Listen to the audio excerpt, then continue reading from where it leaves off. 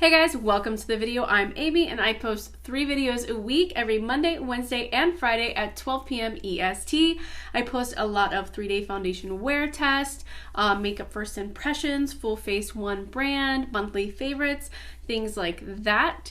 If that sounds like your kind of content, go ahead and subscribe so you don't miss out on mine. In today's video, we are going to be talking about my top 5 blushes in the high-end category. I did my top 5 affordable blushes, and now it's time to talk about my high-end favorites. So I've got 5 high-end blushes here that I love for various reasons. So if you would like to hear a little bit more about that, go ahead and keep watching. Let's get into it. Alright, I am going to do this just like I did last month. If you haven't seen that video, I will link it here. But I'm going to talk about the blushes a little bit. And I will overlay swatches so you can see them up close while I'm talking about them. And I'm this time going to do them in order of the oldest one to my newest one, so we can talk about them in that order instead of any kind of special like the number 1 blush, etc. So the oldest blush that I have isn't even one that I purchased, actually, is the MAC blush in Mocha. This is a blush that I only have because I went to college for fine arts, if you didn't know. So I did a lot of photography, and in that photography, I photographed some models. And at one point, a model came to my house for a photo shoot, and she brought her makeup, and she left this blush. That was a very long time ago. I was probably 20 when that happened. Maybe even younger, to be honest. So this is a very, very old, this is probably like one of the oldest things in my collection, and I didn't even purchase it, but I really do enjoy it. I'm going to go ahead and swatch these as we go here so we can see the colors next to each other. But this is a really, like, I don't know, it's a lovely color. It's not a color I don't think I would have bought this color myself, to be honest, because I do have so many colors that I probably would have chosen something more neutral almost. But this is quite a deeper rosy color. And it's just really nice. The formula is super nice on MAC's powder blushes. I really, really enjoy it. It's highly pigmented, but it does blend out. It's a very soft formula. I would consider it matte, though. It doesn't have like a glowiness to it, but if you were glowy underneath, it wouldn't take it away, if that makes sense. So I really love that formula and that color.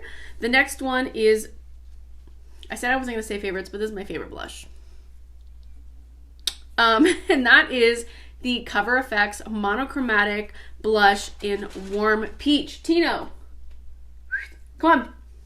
In Warm Peach. It is the perfect neutral, sun-kissed, blushy color for me.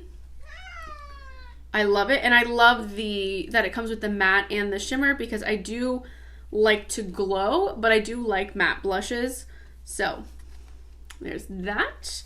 This formula picks up less than this formula. Like when you go to pick this up, you'll need to tap this off a lot more, just because of pickup, like it picks up a lot. Come on. Whereas this one is more of like a hard pressed, but it is very pigmented. So I mean, even this color for me is quite dark, and I only need like a touch right into it. But it's so beautiful. I don't know. It is my favorite color. It is my favorite. It's hard for me not to wear this every single day because I love this one. Formula is great, but the color is probably like my favorite thing about it. Next we have this one. This blush changed the game for me. It changed the direction of everything I was ever doing with blush. It made me really love blush more. Like, I had this and I was like, okay, I'll just wear that every day for the rest of my life.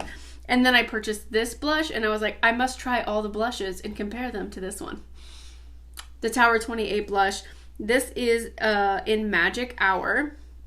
And look at how perfectly neutral that shade. It goes with my skin. It is the perfect tone, and they just came out with more shades, and one of the shades looks like it might be a dupe for Warm Honey, but like the cream version of it, and I'm just like, I need to get my hands on that. I haven't done that yet, but it's probably gonna happen. So I haven't used this in a while, but look at it, blends into my hand. It's on this finger. It's the perfect tone for my skin. I don't know how else to explain it. It's like a perfect cool toned peachy situation, and it is a beautiful formula. I love the formula of the Tower 28 blushes. It is one of my favorite cream formulas. It has lasting power. It lasts all day, but it's so easy to put on the skin and blend. I can use my fingers, I can use a brush, I can use a sponge, anything that I want, and it just really works. And I just think it's pretty affordable for it being like higher end or whatever. So if you haven't tried a cream blush, or you've tried a bunch of cream blushes and they are all just like too finicky for you, I would try this because it is a really great formula. And another cream blush that I most recently got this, but I really do love this formula as well. It's a little bit, it's similar, but it's more, this formula feels a little bit more like it melts and is a little bit thinner maybe than the Tower 28 one. I haven't worn this one for as long a period of time, so I don't know, I don't have a thought on the wear time of it, but that is the Fenty, by the way, cream blush in Petal Poppin'. And it is, it's a similar tone almost to the Tower 28 one, but it is more like a bright shade, where the Tower 28 one is much more neutral. But I love it, and I think in the spring I'm definitely going to get a lot of use out of this. They're so nice. They're so nice. And the packaging, I love that too. And then this one was not going to be in this. Like, I had planned that this video was going to happen, and I had an idea of what I was going to do. And then this blush came into my life, and now it's on this list, and that is, I am so sorry for your wallets, the Charlotte Tilbury Pillow Talk blush. I really was not expecting to like this because I had heard about how like shiny and kind of reflective it was, but it is, if you look at it, is a very similar tone to Magic Hour by Tower 28. I'm going to actually put it right next to it. But it is a powder, and it is a radiant finish. So let me show you what I'm talking about here. So this one is Pillow Talk.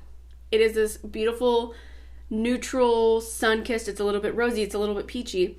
This one is the Tower 28 one in Magic Hour, and then this one is Warm Honey. As you can see, they are all a very similar tone, just different,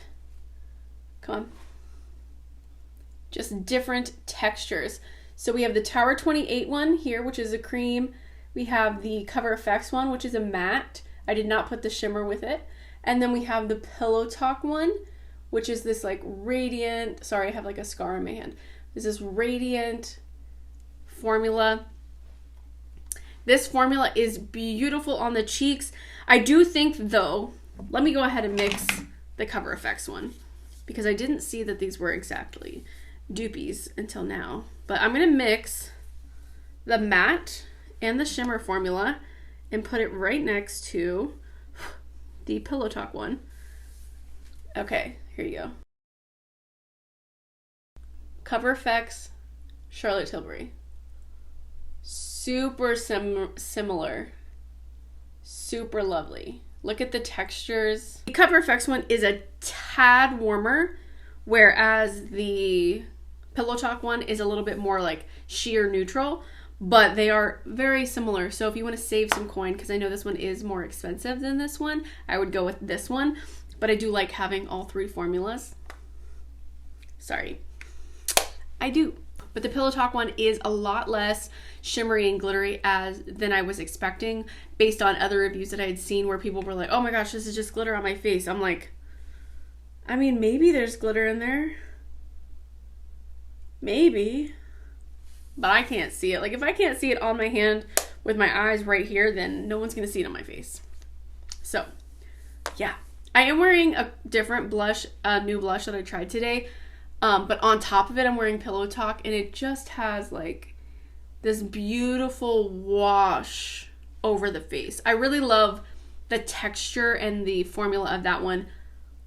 Like, that's the number one thing that I love about that one, if that makes sense. Actually, I love all of these formulas. These are all beautiful formulas. If you have not tried them, I suggest them. I recommend them. They're my top 5 recommended high-end blushes. But color-wise also, if you are pale like me, then these are good colors. And also if you're dry, these are powders and creams that look really good on my pale, dry skin. So yeah, that is all of them right there. Let me show you this again. And I'm going to go ahead and say what they are. Here, I'm going to go like this.